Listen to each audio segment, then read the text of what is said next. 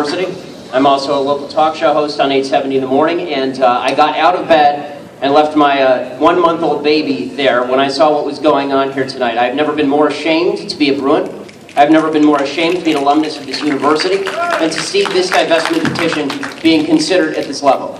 To pretend that this is about occupation, to pretend this is about peace, to pretend this is about anything but vile and despicable Jew hatred is a lie.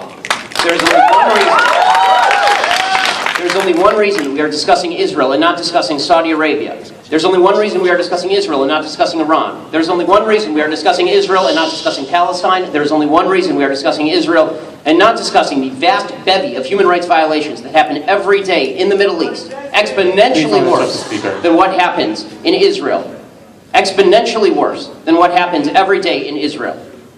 Any gay or lesbian in this room who is targeting Israel for divestment seems to have forgotten how high they hang gays who reigns in Iran. Every person of liberal bent who suggests that Israel is the problem in the Middle East seems to have forgotten that there is only one country in the Middle East that actually has any sort of religious diversity in it. The countries that are apartheid countries are those that are Judenreich, like, for example, Palestine. So for us to sit here and pretend that Israel is somehow on a lower moral plane is a direct manifestation of anti-Semitism. To hold Jews to a different than any other country, any other group on the face of the earth represents nothing but an age-old and historic hatred for the Jewish people. And all the folks here who are pretending that BDS is about anything other than that, I would like to see a poll of those folks and see how many of them actually believe in the existence of a Jewish state, quad-Jewish state. Not as a state like any other, but as a Jewish state. They don't acknowledge that existence, they don't believe in that existence, they don't believe in peace. All this is about, pure and simple, is a desire to target the Jewish people. Yes, the BDS movement, for those who don't know, is the boycott, divestment, sanctions movement against Israel. And it has been pushed largely by one group that's called Students for Justice in Palestine, which is a Hamas offshoot. It legitimately is associated with the Muslim Brotherhood and Hamas. It is a group that is as extreme in its practices as it was in its founding. These are people who shout Allahu Akbar at Jews walking around on campus. These are folks who suggest that Israel does not have a right to exist. These are folks who have openly supported terrorism. Those folks are extreme and radical and don't deserve a part in the debate because they can say what they want. It's a free country, but it's they are representing an agenda that's pretty clear, and that is also, it's pretty obvious where they got it, and it's from the bad guys. What's interesting is that the left has bought into the BDS agenda, the idea that you need to sanction Israel. And the reason is because, to go back to my original statement, Israel is rich, its enemies are not. Israel is powerful, its enemies are not. Israel is democratic, its enemies are not. And so what did Israel do to screw these people? Right? It doesn't matter that the Israeli Arabs have it better in Israel than any Arabs anywhere else on the planet, with the exception of the royal family of the Saudis and the royal family in Dubai. The reality is that Israel, the supposed apartheid state, the third biggest party in the Knesset in Israel is the Israeli Arab Party, called the Joint Arab List, that openly advocates for the destruction of the state of Israel. And they sit in the Knesset. 68% of the Arab voting base voted in the last election cycle. 68%, that's better than the turnout in the United States. So this idea that it's an apartheid state, you have to have such a dramatic blindness, and it's purposeful blindness, to the flaws of Israel's opposition to make Israel the bad guy in this conflict. And yet the world is able to do that. I mean, in the last conflict between Israel and Hamas, Hamas was legitimately building tunnels to kidnap small children from Israeli territory and take them back to murder them or hold them hostage, and was firing rockets deliberately into civilian centers while putting its own children in front of rockets. Hamas's headquarters were located under Al-Shifa Hospital in the middle of the Gaza Strip. Their military headquarters were located beneath a hospital because they knew that Israel was not going to bomb a hospital while the entire world was watching.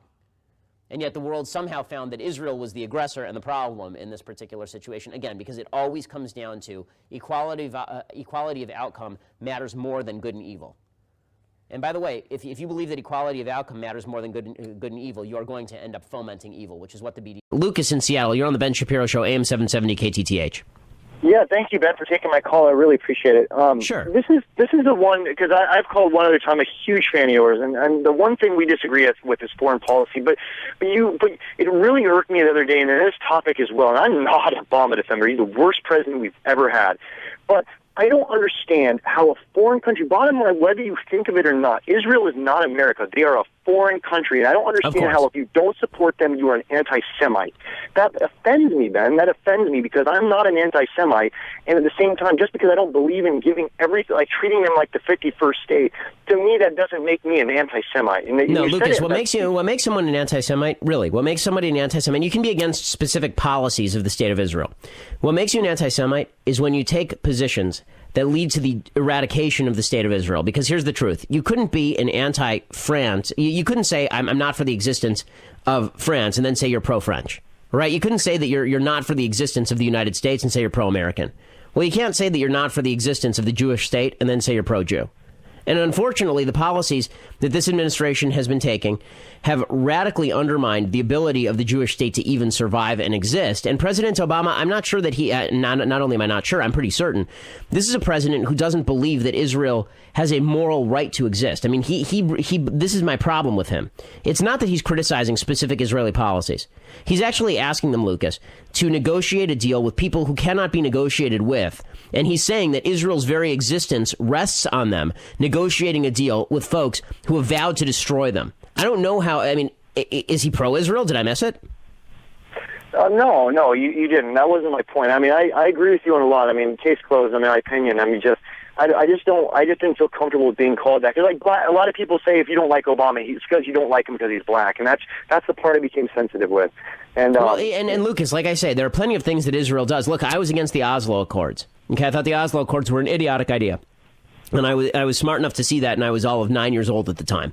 That didn't make me, an anti-Semite or anti-Israel. You can disagree with policies of the state of Israel. What you can't disagree with is the right of the state of Israel to exist. And when you're the most powerful man on planet Earth, and you are saying things to Israel like your very existence rests on you signing a deal with a group of terrorists, I don't know what other way to see that. And maybe he's not an anti-Semite. Maybe he's just anti-Western. I mean, that's possible, too, because Israel is the only manifestation in the Middle East of Western presence. I mean, the other countries in the Middle East are not even close to Western standards of civilization. They're not close to Western standards of democracy. They're not close to Western standards of liberalism. Whatever it is, the President of the United States is certainly not only, he's beyond anti-Israel. He's actually anti the existence of the state, because I don't know what you can say. He can say all the pretty words that he wants. But when you say to Israel that you're going to be demographically outnumbered, boycotted, and isolated in the international community, and we're not going to help you at all if you refuse to sign this bad deal right here, I'm not sure exactly what you can say about a guy like that. Oh, agreed. All right, case closed. Thanks for that. Okay, Lucas, I appreciate the call, and thanks for listening. Spread today that leaders from around the globe, including the UK Prime Minister, Angela Merkel of Germany, and others, had reached out to Prime Minister Benjamin Netanyahu, that finally, late today, our president called the Israeli leader, one of our closest allies. Ben Shapiro is author of The People versus Barack Obama. He joins us now. Ben, we had 5. I mean, Ban Ki-moon of the UN called Benjamin Netanyahu before we did. This hit the news. The White House was asked about it repeatedly. Has the president called Netanyahu? Has he called Netanyahu? Day after day, it was no, no, no, no. And now with 5 world leaders, France beat us to it. France. Finally, he calls him. What kind of a message does that send?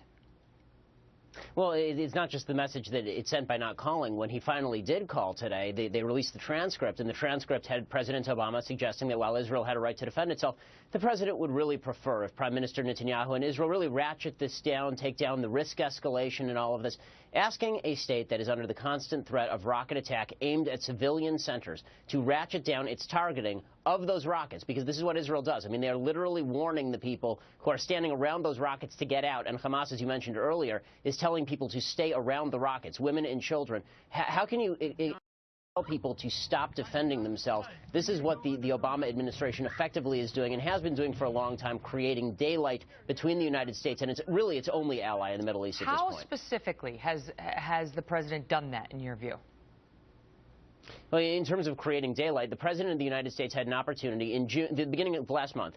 The Hamas joined the Palestinian Authority. They created a unity government. Palestinian Authority was supposedly the moderates. Hamas was supposedly the terrorists. They created a unity government with Islamic Jihad. 88 senators. This is a bipartisan thing. 88 senators wrote a letter to the president saying, you need to make U.S. aid to the Palestinian Authority contingent on the breakup of that unity government. President Obama refused to do it. Because if we didn't, we're basically funding a terror group. If we didn't do that, then we're basically funding a terror group, Hamas.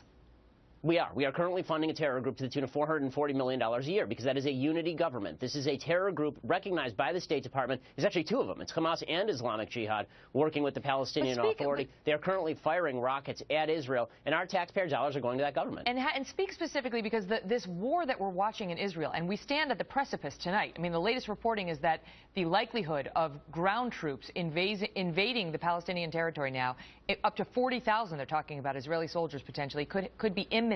It could be imminent.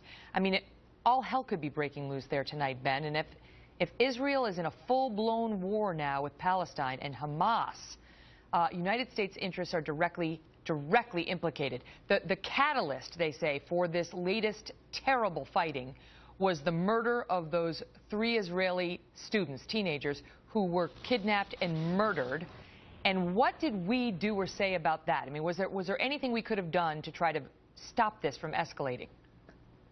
Absolutely. The same thing we could have done when they formed the unity government. 10 days after that unity government was formed, the 3 Jewish boys, including an American citizen, were kidnapped by Hamas operatives. The administration, the State Department condemned it, but they did not threaten to withdraw aid. For 3 weeks, the President of the United States himself said absolutely nothing. And then finally, when he did say something, he said that Israel should act with restraint with regard to the people who had kidnapped and killed these boys. This is an anti-Israel administration. It's the first administration in American history that is obviously anti-Israel. It's borderline a Jew-hating administration. There can be no question at this point that the daylight that has been created between the United States and Israel has emboldened Israel's enemies and enemies of the United States. How do you say that? I mean, that Iron Dome system, Ben, that they are using so effectively in Israel tonight was largely funded in part by the United States, hundreds of millions of dollars under President Barack Obama.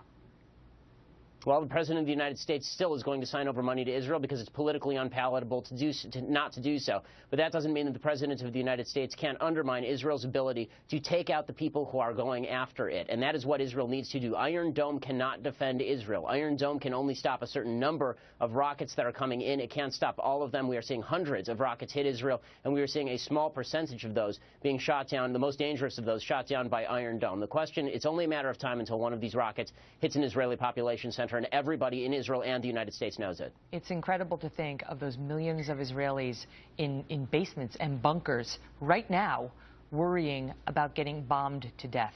Ben Shapiro, thank you.